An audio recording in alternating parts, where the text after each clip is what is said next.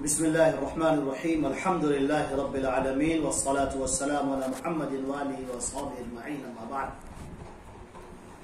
کل کی گفتگو ہوئی تھی حدیث شریف کی حجیت کے تعلق سے کہ حدیث شریف شریعت کا ماخذ ہے اور قرآن اور حدیث یہ دونوں مل کر شریعت کو مکمل کرتے ہیں۔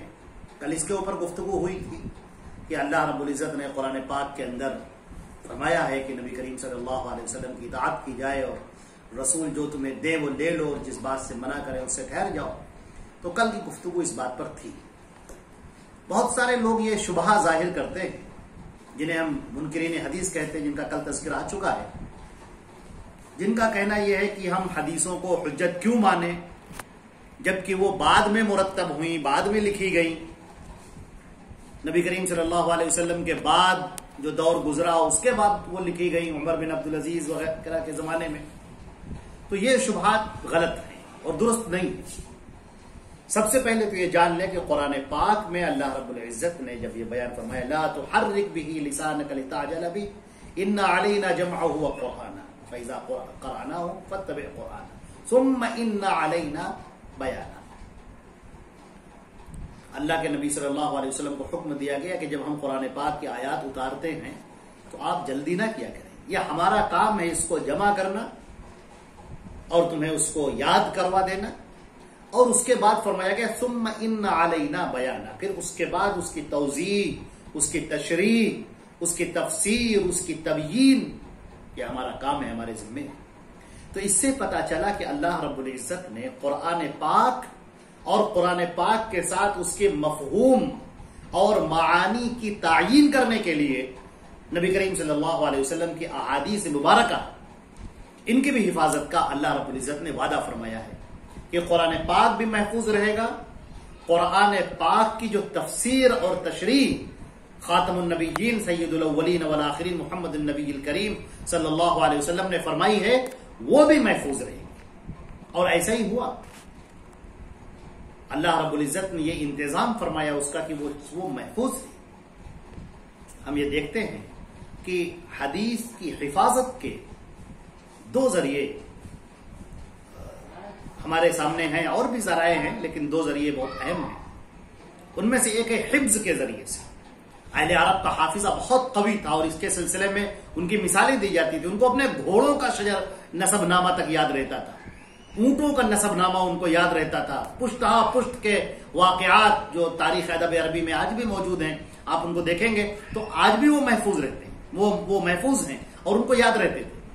چنانچہ جب وہ والہانہ طور پر نبی سے وابستہ ہوئے، قرآن پاک سے وابستہ ہوئے، قرآن پاک اور شریعت اسلامیہ ان کا اوڑھنا بچھونا بن گیا، نبی کی حرکات اور سکنات وہ دیکھتے تھے، یہ چیزیں ان کے رگ و پے میں سرایت کر گئی، محبت ان کے دلوں میں جاگوزی ہو گئی، تو ظاہر سی بات ہے اس کو کس قدر یاد کریں گے، کس قدر۔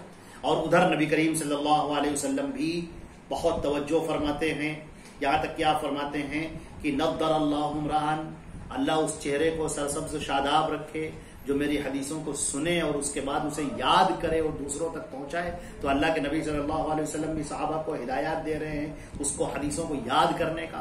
خود خواتین کا معاملہ یہ تھا کہ اللہ کے بخاری شریف کی روایت ہے، نبی کریم صلی اللہ علیہ وسلم کے پاس آتی تھیں اور کہتی تھیں کہ مردوں کے لیے تو آپ نے انتظام کر دیا ہے، اب ہم عورتوں کے لیے ان کے اپنے جو مسائل ہوتے ہیں، ان کی اپنی چیزیں، ان کے لیے بھی کچھ آپ انتظام کیجئے۔ تو اللہ کے نبی صلی اللہ علیہ وسلم عورتوں کے خاص ان کا حلقہ اور ان کی بنا کر اور اس کے اندر آپ تشریف فرمایا کرتے تھے اور ان کی بھی آپ نے رعایت فرمائی۔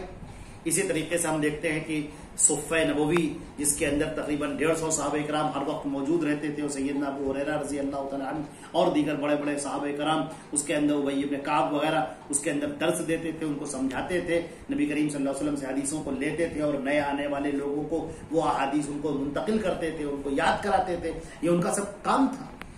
تو یہ ایک پورا نظام قائم تھا جو کہ چل رہا تھا۔ ہم دیکھتے ہیں کہ اللہ کے نبی صلی اللہ علیہ وسلم حدیث کے حفظ کے تعلق سے بہت زیادہ آپ اس کے اوپر نگاہ رکھتے تھے۔ ایک صحابی ہیں جو غالباً عمرو بن مادی کریم ہیں، وہ آئے نبی کریم صلی اللہ علیہ وسلم سے، انہوں نے کہا کہ ترمذی کی روایت ہے، نبی کریم صلی اللہ علیہ وسلم سے کہا کہ مجھے بتا دیے کہ میں بستر پہ جاؤں تو میں کیا پڑھا کروں۔ تو آپ نے کہا یوں کہا کرو اللہم فوضت نفسی الیک والجأت ظہری الیک رغبتا ورہبتا الیک لا ملجأ ولا منجا منک الیک الا الیک آمنت بکتابک الذی انزلت وبنبیک الذی ارسلت. یہاں پر یہ ٹکڑے پر دھیان دیجئے. اللہ کے نبی نے ان کو سکھاتے وقت کہا وبنبیک الذی ارسلت. پھر ان سے کہا کہ مجھے پڑھ کے سناؤ جیسے میں نے پڑھا ہے، تم اسے یہ دعا تم پڑھ کے سناؤ مجھے. اب انہوں نے دوبارہ اس دعا کو اللہ کے رسول کے سامنے پڑھا. اللہم فوضت امری الیک والجأت ظہری الیک رغبتا ورہبتا الیک اللہم لا ملجأ ولا منجا منک الا الیک آمنت بکتابک الذی انزلت وبرسولک الذی ارسلت. صحابی کیا کہہ رہے ہیں؟ وبرسولک الذی ارسلت. اور وہ کیا کہہ رہے ہیں؟ بنبیک الذی ارسلت. اور وہ یہ کہہ رہے ہیں برسولک الذی ارسلت. اللہ کے نبی صلی اللہ علیہ وسلم نے فرمایا لا قل بالذی کنت قلتہ، وہی کہو جو میں نے کہا تھا، بنبیک الذی ارسلت. تو آپ دیکھ رہے ہیں کہ اللہ کے نبی صلی اللہ علیہ وسلم کس قدر اس بات کے اوپر دھیان دے رہے ہیں کہ وہ الفاظ بھی بدلنے نہ پائے. اب صحابہ کرام کس قدر اس سلسلے میں محتاط تھے، حتیٰ کہ صحابہ کرام کے حرکات اور سکنات بھی آپ دیکھتے تھے. آپ نے فرمایا صلو کما رأیتمونی اصلی، ویسے نماز پڑھو جیسے مجھے دیکھ رہے ہو نماز پڑھتے. پھر آپ دیکھ رہے ہیں کہ آدمی کیسے، ایک شخص آپ بیٹھے ہوئے ہیں، ایک شخص آیا اور جلدی جلدی اس نے نمازیں پڑھی. آپ نے فرمایا کہ صلی فإنک لم تصلی، نہیں تم جاؤ واپس جاؤ، تم نے ارجع، دوبارہ نماز پڑھو. صلی، دوبارہ نماز پڑھو. فإنک لم تصلی، تم نے ابھی نماز نہیں پڑھی، تمہاری نماز نہیں ہوئی. تو آپ دیکھ رہے ہیں کہ نبی کریم صلی اللہ علیہ. اسی طریقے سے حضرت عبداللہ ابن عمرو بن العاص ہیں جو کہ دونوں ہاتھوں سے انگلی کا اشارہ کر رہے تھے. آپ نے کہا آحد آحد، ایک ہاتھ سے انگلی کا اشارہ کر. ایک صاحب تھے جو بائیں ہاتھ کو دائیں ہاتھ پر رکھے ہوئے تھے، نہ آپ نے نماز کی حالت ہی میں ان کے دائیں ہاتھ کو اوپر رکھ دیا بائیں ہاتھ کو. آپ خود دیکھ رہے ہیں نماز کی بھی، اور اسی طریقے سے دیگر مسائل آپ ان کو اچھے طریقے سے دیکھ رہے ہیں کہ وہ کس طریقے سے کرتے ہیں. تو یہ سب حفاظت حدیث کے ذرائع ہیں. دوسرا ذریعہ جو ہے وہ کتابت کا ہے. یہ بات بہت مغالطہ ہے جو منکرین حدیث دیتے ہیں اور مستشرقین کے اٹھائے ہوئے شبہات ہیں کہ بہت بعد میں حدیثیں لکھی گئی. جی نہیں، بہت بعد میں حدیثیں نہیں لکھی گئی.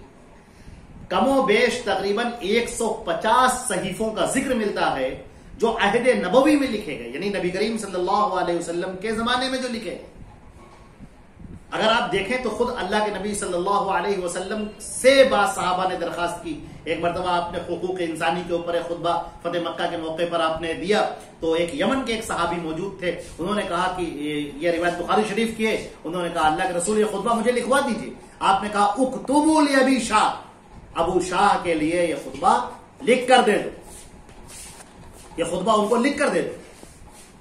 اور اسی طریقے سے حضرت عبداللہ ابن عمرو بن العاص ہیں رضی اللہ تعالی عنہ، جو اللہ کے نبی صلی اللہ علیہ وسلم کے سامنے بیٹھتے تھے اور ان کی باتوں کو لکھ لیا کرتے تھے. بعض صحابہ نے کہا کہ تم اللہ کے رسول کی ہر بات لکھ لیتے ہو، اللہ کے رسول کبھی غصے میں ہوتے ہیں، کبھی مذاق کرتے ہیں، تم ہر بات لکھ لیتے ہو. انہوں نے لکھنا چھوڑ دیا. اللہ کے نبی صلی اللہ علیہ وسلم نے ان سے پوچھا کیا بات ہے، تم کیوں نہیں لکھ رہے؟ تو انہوں نے کہا کہ اللہ کے نبی کبھی ایسا ہوتا ہے کہ آپ غصے میں ہوتے ہیں، کبھی آپ مذاق کرتے ہیں، ہم ہر بات لکھ لیتے ہیں. آپ نے فرمایا اکتب فإنه لا يخرج مني إلا الحق، تو لکھو اس لیے کہ میری زبان سے حق کے علاوہ کچھ نہیں نکلتا. تو حضرت عبداللہ ابن عمرو بن العاص ہیں جو کہ لکھ رہے ہیں. نبی کریم صلی اللہ علیہ وسلم جب مدینہ منورہ میں پہنچے تو وہاں پر جو معاہدے جسے میثاق مدینہ کے نام سے جانا جاتا ہے وہ آپ نے تحریر کرایا، جو باقاعدہ تحریر کے ساتھ یہ معاہدہ ہوا. اسی طریقے سے نبی کریم صلی اللہ علیہ وسلم مدینہ میں پہنچنے کے بعد آپ نے شمار کرایا. بخاری شریف کے اندر وہ روایت بھی موجود ہے جس میں آپ نے کہا کہ مجھے ان لوگوں کے نام فہرست بنا کر دو جو لوگ اسلام لے کر آئے ہیں. تقریباً 1500 اس وقت صحابہ کرام تھے جن کے نام تحریری طور پر لکھے گئے. اور آپ کو معلوم ہے کہ اس وقت تو کنیت کے ساتھ نام لکھے جاتے تھے، تو کتنے اس کے لیے صفحات درکار ہوئے ہوں گے.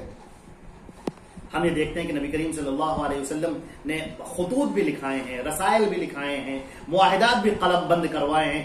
صلح حدیبیہ کے موقع پر جو آپ کا معاہدہ ہوا ہے قریش کے ساتھ میں، وہ تحریری طور پر قریش کے ساتھ میں یہ معاہدہ تحریر میں وجود میں آیا. تو ہم یہ دیکھتے ہیں کہ اللہ کے پیارے رسول صلی اللہ علیہ وسلم نے کے زمانے ہی میں یہ کتابت کا سلسلہ جاری تھا. حضرت ابو ہریرہ کا صحیفہ موجود ہے، سیدنا علی رضی اللہ تعالیٰ عنہ کا صحیفہ موجود ہے، ان کا تو صحیفہ حضرت علی رضی اللہ تعالیٰ عنہ کا جو صحیفہ تھا وہ ان کے بعد ان کے بیٹے محمد ابن الحنفیہ کے پاس میں آیا اور طویل مدت تک رہا، اور بعد میں حدیثی کتابوں میں پورا کا پورا منتقل ہوا۔ اسی طریقے سے حضرت عمرو بن شعیب یا حضرت عبداللہ بن عمرو بن العاص رضی اللہ تعالیٰ عنہ کا جو صحیفہ تھا وہ بھی منتقل ہوا۔ صحیفہ صادقہ کے نام سے یہ صحیفہ مشہور تھا، جو مسند احمد بن حنبل کے اندر مکمل کا مکمل موجود ہے، درج ہے۔ تو ہم یہ دیکھتے ہیں کہ اللہ کے نبی صلی اللہ علیہ وسلم کے زمانے میں خود بھی یہ تحریر کا رواج رہا۔ آپ صلی اللہ علیہ وسلم نے احادیث باقاعدہ آپ کے سامنے لوگ لکھتے تھے، اور اس زمانے میں صحابہ کرام بھی اپنے تک اس کو لکھتے تھے، اور اس طریقے سے بہت سارے صحائف تھے۔ حضرت انس رضی اللہ تعالیٰ عنہ کا صحیفہ ہے، حضرت علی رضی اللہ تعالیٰ عنہ کا صحیفہ ہے، حضرت ابو ہریرہ رضی اللہ تعالیٰ عنہ کا صحیفہ ہے، حضرت جبیر رضی اللہ تعالیٰ عنہ کا صحیفہ، جابر بن عبداللہ رضی اللہ تعالیٰ عنہ کا صحیفہ ہے، عبداللہ بن عمرو بن العاص رضی اللہ تعالیٰ عنہ کا صحیفہ ہے۔ اس طریقے سے تقریباً آپ دیکھیں گے تو تقریباً 150 اس طریقے سے صحائف ہمیں ملتے ہیں جو نبی کریم صلی اللہ علیہ وسلم کے صحابہ کرام نے مرتب فرمائے ہیں اور ان کو اپنے پاس محفوظ رکھا ہے، اور بعد میں یہ تابعین تک منتقل ہوئے ہیں۔ حضرت عمر بن عبدالعزیز کا جب زمانہ آیا ہے تو انہوں نے کہا ہے کہ جو صحابہ کرام مجھے ڈر لگ رہا ہے کہ ایک کر کے اٹھتے جا رہے ہیں، تو ان سے اللہ کے رسول صلی اللہ علیہ وسلم کی حدیثیں سن کر لکھ کر اس کو محفوظ کرو، اس کو نوٹ کرو، ان سے لکھواؤ اور نوٹ کرو۔ تو یہ تحریری طور پر اللہ رب العزت نے ایک وہ انقلاب آ گیا اللہ کے نبی صلی اللہ علیہ وسلم کی ذات مبارکہ سے کہ آپ کی حدیثیں قلم بند کی گئی، اور اس کا آج بھی مستشرقین اس بات کا اعتراف کرتے ہیں کہ اللہ کے رسول صلی اللہ علیہ وسلم کے اس لائے ہوئے دین کی حفاظت جس طرح مسلمانوں نے کی ہے اس طریقے سے کوئی اپنے مذہب کی حفاظت نہ کر سکا۔ یہودیت کا پتہ نہیں، عیسائیت کا پتہ نہیں، زرتشت کے صحیفے سے غائب ہو گئے، لیکن اللہ کے نبی صلی اللہ علیہ وسلم کی آج چھوٹی سی چھوٹی بات بھی آج ہمارے سامنے موجود ہے۔ آپ صرف ترمذی کا اگر آپ کھول لیجئے، انشاءاللہ پڑھیں گے، جب آپ ترمذی کھول لیں اس کے خالی اس کی جو فہرست ہے اس کے اوپر آپ نظر ڈال لیجیے۔ نبی کریم صلی اللہ علیہ وسلم کے جوتا پہننے کا بیان، کنگھا کرنے کا بیان، کپڑے پہننے کا بیان، ناخن کاٹنے کا بیان، سرما لگانے کا بیان، تیل لگانے کا بیان، آپ کی تکیہ کا بیان، آپ کے چلنے کا بیان، آپ کی مسکراہٹ کا بیان، آپ کے کھانا کھانے کا بیان، دسترخوان پر لگائے جانے کا بیان، آپ یہ دیکھیں گے کہ پوری فہرست انسان انگشت بدندہ رہ جاتا ہے، حیران رہ جاتا ہے کہ کیسے یہ چیزیں محفوظ ہیں۔ اور یہ اس لیے محفوظ ہیں کیونکہ اللہ رب العزت کو مقصود یہ تھا کہ یہ دین محفوظ رہے، وہ شریعت محفوظ رہے جو اللہ رب العزت اتار رہا ہے، اور حضرت محمد مصطفیٰ صلی اللہ علیہ وسلم اسے لوگوں تک پہنچا رہے ہیں، لوگوں تک اسے منتقل کر رہے ہیں۔ یہ اللہ نے انتظام فرمایا ہے، صحابہ کرام کو چن لیا ہے، جو یہ صحابہ کرام کو چن لیا ہے جن کا کام یہ تھا کہ وہ نبی کریم صلی اللہ علیہ وسلم سے احادیث کو لے کر، شریعت کو لے کر پھر اسے بعد کے ادوار میں منتقل کریں۔ چنانچہ اللہ رب العزت کا بہت ہی کرم ہو اور اللہ کے رضا ہو ان تمام صحابہ کرام پر جنہوں نے اس سلسلے میں بڑی جانفشانیاں کی ہیں، بڑی محنتیں کی ہیں۔ حضرت انس رضی اللہ تعالیٰ عنہ کا جن کا ہم نے واقعہ بیان کیا، حضرت عبداللہ ابن عباس رضی اللہ تعالیٰ عنہ جو صحابہ کرام کے دروازے کے اوپر سخت گرمی میں لیٹ جاتے تھے، عبداللہ ابن عباس رضی اللہ تعالیٰ عنہ دروازے کے اوپر لیٹ جاتے تھے، دوپہر کے وقت میں پہنچتے تھے اور چہرے کے اوپر اپنے رومال ڈال لیتے تھے دھوپ سے بچنے کے لیے، یہاں تک کہ جب صاحب خانہ باہر نکلتا تھا وہ دیکھ کر حیران ہوتے تھے کہ اور کہتے تھے کہ آپ تو اہل بیت میں سے ہیں، آپ تو نبی کریم صلی اللہ علیہ وسلم کے خاندان کے ہیں، ارے آپ مجھے آواز دے لیتے میں باہر آ جاتا۔ انہوں نے کہا کہ نہیں، یہ گوارا نہیں ہے مجھے، آپ باہر آئیں، جب آپ اپنی ضرورت سے جب آپ باہر آئیں گے اس وقت آپ سے سوال کیے۔ ان کی تواضع، ان کا انکسار، صحابہ کرام کی بڑی جانفشانیاں ہیں، اللہ رب العزت ان سب سے راضی ہو۔ وآخر دعوانا الحمد للہ رب العالمین والصلاة والسلام علی محمد وآلہ وصحبہ اجمعین۔